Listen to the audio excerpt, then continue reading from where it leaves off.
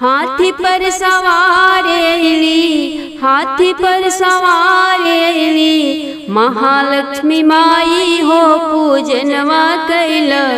तूहू सखी सिरवा झुकाई हो पूजनवा कैल।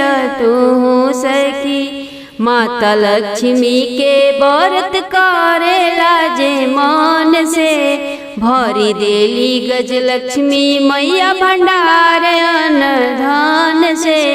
माता लक्ष्मी के व्रत करेला जे मन से, भरी देली गजलक्ष्मी मैया भंडार अन्न धन से।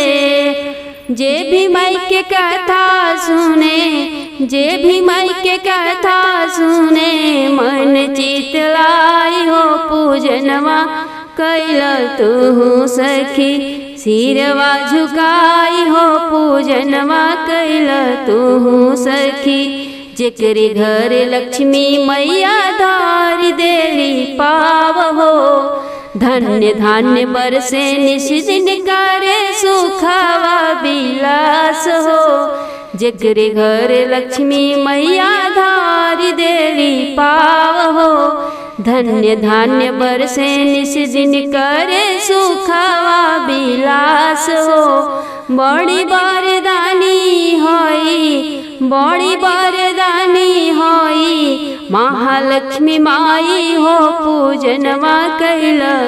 तूहू सखी सिरवा झुकाई हो पूजनवा कैल। तूहू सखी दुखवा बलैया मैया पल में मिटावेली, सूतल भगिया मैया क्षण में जगावेली।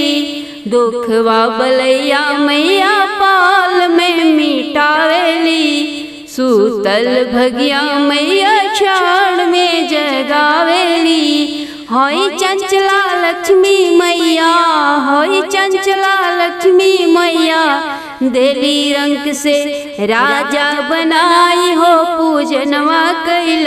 तूहू सखी सिरवा झुकाई हो पूजनवा कैल।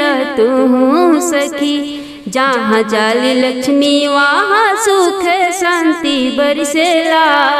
देवता मुनि सब ही माई की कृपा के तरसेला।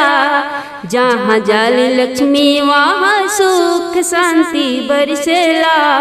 देवता मुनि सब ही माई के दर्शन के तरसेला। कृपा बरसावे मैया, कृपा बरसावे मैया, कलयुग में आई हो पूजनवा कैल।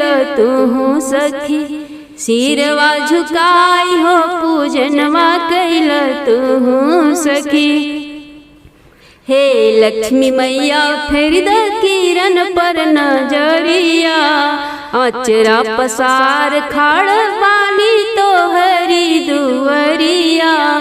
हे लक्ष्मी मैया फेर द किरण पर नजरिया, अचरा पसार खड़बन तोहरी दुवरिया।